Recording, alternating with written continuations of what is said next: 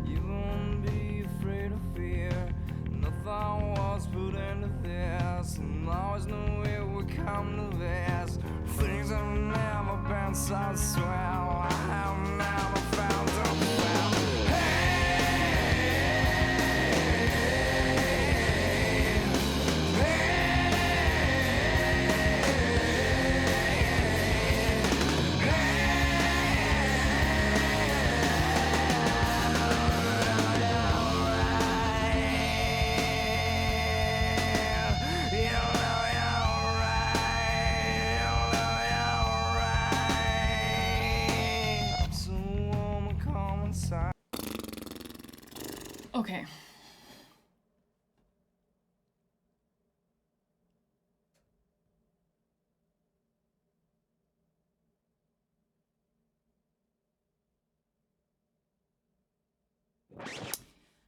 This is sad.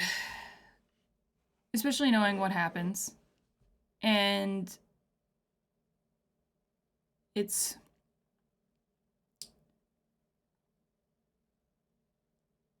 literally feels like being inside his brain and kind of the spiral that is happening, the beliefs that are happening, the feeling of cease to, you know, like he literally says, I will never bother you. I will never promise to. I will never follow you. I will never bother you. When you use the word bother, it's holds a negative context. It holds that like I'm a nuisance, I'm a problem, I ask too much, or I am too much, or, you know, like it holds this negative context that you are the problem. And he says it twice in that first verse. And then he goes on to say, never speak a word again. I will crawl away for good. I will move away from here. No thought was put into this. Oh no, sorry. You won't be afraid of fear. No thought was put into this. I always knew it would come to this. Things have never been so swell. I have never failed to fail. So it's really dark without just coming out with, you know, when he says, I always knew it would come to this, followed with things have never been so swell. I've never failed to fail. Like he's calling himself a failure. He's basically saying his life has always been, you know, a struggle, and he's not surprised at where he is at present and how he's feeling at present. And it's just really freaking sad. It's really sad, and it's really heartbreaking to see somebody in a situation like that, putting it into music and having it like, and it's not like this has been the first time that he's talked about things he's struggled with, you know, but this one is very, because, and even in the chorus, he says, you know you're right, you know you're right, you know you're right. So again, implying that he is wrong. And so it's like, I've never failed to fail. I'm always a bother. I'm always wrong.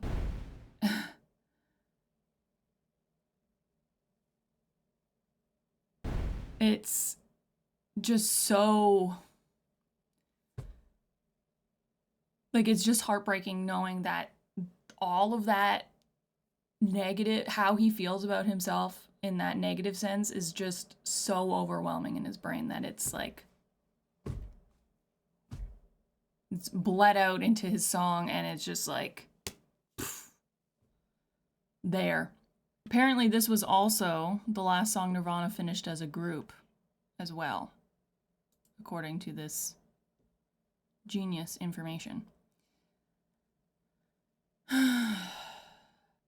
It's just so negative. It's just so negative, and you know, knowing what happens, it's just heartbreaking, because it's like, I mean,